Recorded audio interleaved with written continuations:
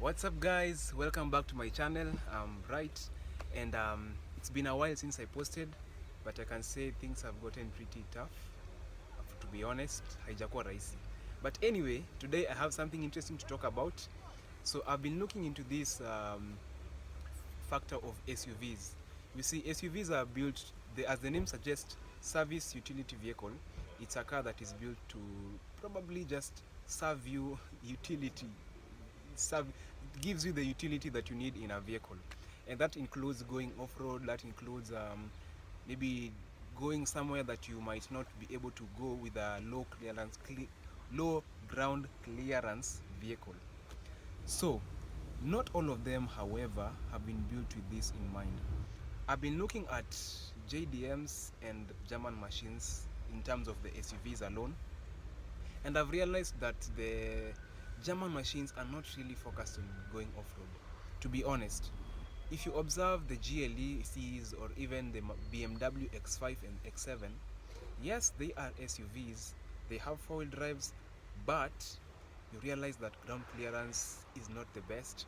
You also realize that the wheels, you have very big wheels and with a low profile, which is not also ideal for going off-road. Basically, the wheel articulation on the German machines is usually not the best as compared to JDM. This can be attributed to the fact that in Germany maybe they have better roads, like the what do we call this, super highway in Germany. So we have roads like that. We have I think they have better roads over there as compared to other places. So like the Land Cruisers in South Africa, the ones that come from South Africa, you find they are very well equipped. I'm not sure of the trim level, but we have these Land Cruisers which they have the tailgate, they have the spare wheel mounted on the tailgate so that they can get an extra fuel tank, which in other trim levels you find them having the spare wheel underneath that place. But the trend with German machines is they are building performance cars, and they are even turning SUVs into fast driving cars. You can see the competition that comes with this. You have the BMW, you have the GLE63, we have even the G-Wagon. I mean, the G-Wagon is such a big SUV and looks all lazy, but the kind of performance you get from this car is just mind-blowing, to be honest.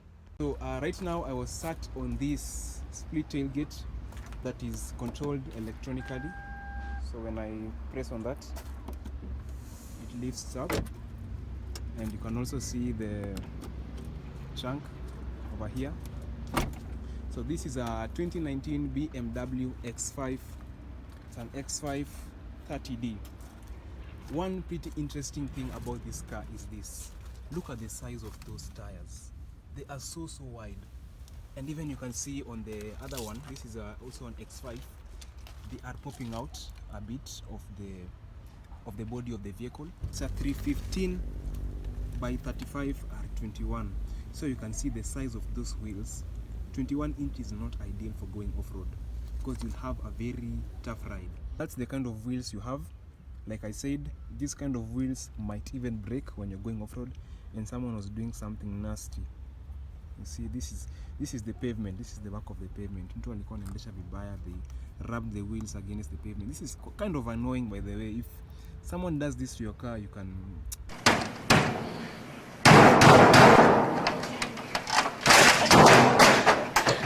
to give you a contrast.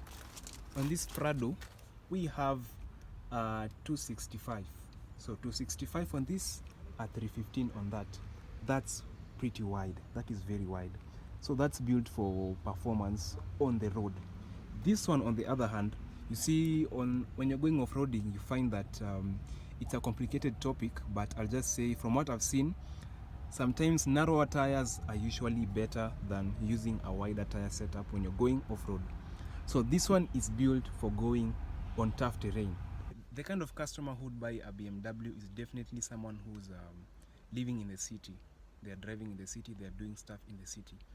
So they'll ensure such a vehicle has things that people in the city like. People are not really buying SUVs for the off-road capabilities, rather for the practicality it offers and even the prestige. We can see cars like the Range Rover, which is right here.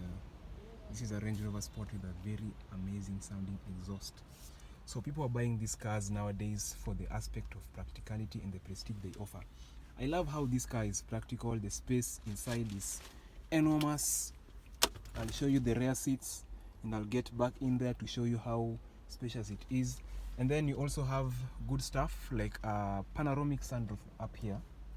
Let me put on the ignition so that you can do that. I'm not sure if it's gonna open here. So we can see now it's opening up the panoramic sunroof, going all the way to the back, which is impressive. In the Pradis, you only have a sunroof that is only for the driver and the passenger at the front, but the rear side, you just suit yourself or get something more expensive. So a car like this will go for 12.5 million. This is a 2019 model. It will go for around 12 million in Kenya right now, especially with the things hiking up. The cars are pretty expensive nowadays. The infotainment system, for one, is very easy to use. Using this Xdrive system over here that is controlled by the swivel and some buttons over here. It's also a touchscreen at the same time, so you can either decide to use the touchscreen navigation or use the Xdrive. Over here I can control maybe the music, the navigation. I can change the settings of the car. For instance, which is my favorite, the driving modes, you can go to the steering, a sport steering, which will make it stiffer. You can go to the engine, sport or comfort here. And this is also easily accessible by the buttons over here that can change the engine response and the transmission, basically everything that's meant to do with the sport. You see the colors are changing according to the modes that I'm in. Right now it's eco, on sport it's red, then on comfort becomes orange. Into the back seat, like I said, the space is quite promising. You can see in the sitting position that I'm in right now, I have enough leg room, I have headroom. In fact, let me show you the headroom I have. So that's the kind of headroom. I don't even need to like measure it. It's more than enough. Somehow I forgot to talk about the engine powering this car, which is a straight 6 with 2 turbos producing about 260 horsepower and 620 Newton meters of torque. That's impressive for this car. It's an SUV with a very performing engine. Thanks for watching. See you in the next one.